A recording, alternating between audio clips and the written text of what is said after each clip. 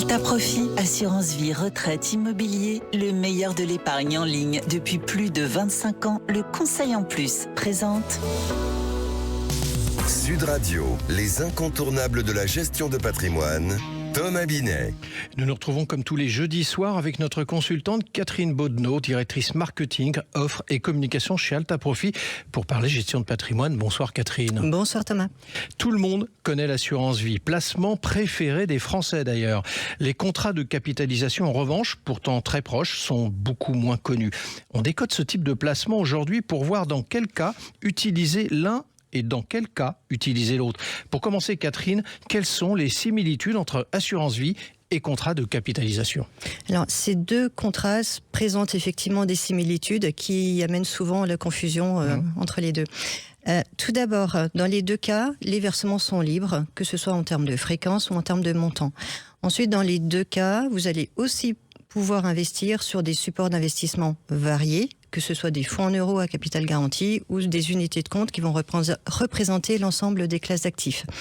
Et dans les deux cas, vous pouvez faire des retraits à tout moment et ce sera la même fiscalité qui sera appliquée sur les plus-values générées avec les mêmes abattements si le contrat a plus de 8 ans. Alors on va parler des différences justement. Quelles sont ces fameuses différences, Catherine, que vous relevez? Alors, la principale différence va se situer au niveau du décès.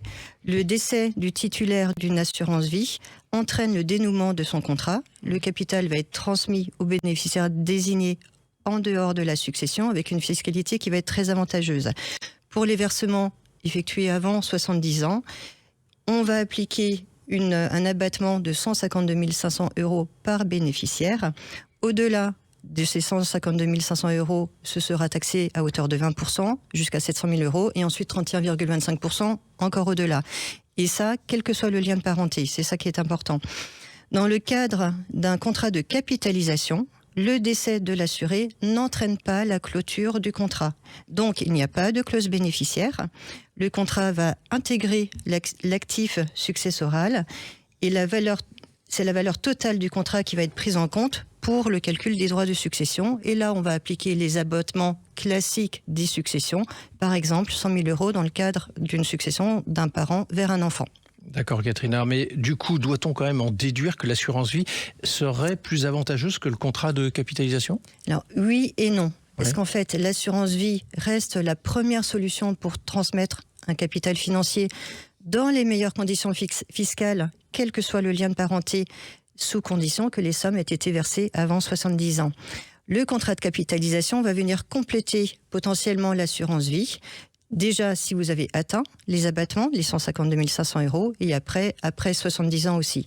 Et ensuite, le fait que le contrat ne soit pas clôturé au moment du décès présente des avantages spécifiques et notamment, il va ouvrir le champ des possibles en matière d'investissement pour les personnes les plus âgées. C'est-à-dire concrètement? À partir d'un certain âge, il est fortement déconseillé d'investir dans certains types de produits, soit qui ont des horizons d'investissement qui sont très longs, ou alors ceux qui présentent des garanties uniquement à échéance. Et je pense notamment aux produits structurés. Vous avez des produits structurés qui vont présenter des garanties du capital, mais uniquement à maturité. Ce qui veut dire que en cas de décès avant l'échéance du produit, les garanties ne jouent pas. Alors que si vous avez investi dans le cadre d'un contrat de capitalisation, vu que le contrat n'est pas dénoué, les héritiers pourront reprendre ces produits et les mener à terme pour bénéficier des garanties. Et y a-t-il d'autres spécificités au contrat de capitalisation? Oui, tout à fait. Le contrat de capitalisation a un atout spécifique, c'est qu'en fait, il peut être transmis de son vivant, contrairement à l'assurance vie. Donc cette disposition va donner une possibilité supplémentaire pour préparer sa succession et pour faire de la transmission de son vivant. Et dans ce cas, on va appliquer tous les abattements des donations qui se renouvellent tous les 15 ans. Ensuite, la donation peut être faite en démembrement de propriété avec réserve d'usufruit. Et donc, c'est autant de possibilités pour mettre en place une vraie stratégie de transmission. Ensuite, ce qu'il faut savoir, c'est que ce soit en cas de donation, donc de son vivant ou au moment de la transmission, au moment du décès, c'est l'antériorité fiscale du contrat depuis la souscription qui va être conservé.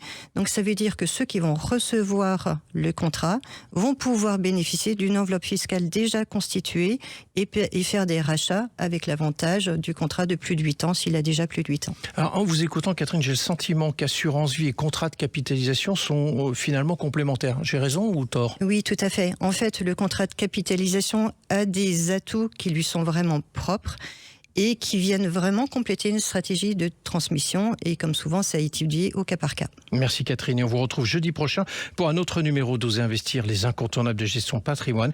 Et pour ce qui me concerne, je vous retrouve dimanche matin à 9h25 dans la matinale week-end. Sud Radio, les incontournables de la gestion de patrimoine. Thomas Binet. Avec Alta Profit, assurance vie, retraite, immobilier, le meilleur de l'épargne en ligne depuis plus de 25 ans, le conseil en plus.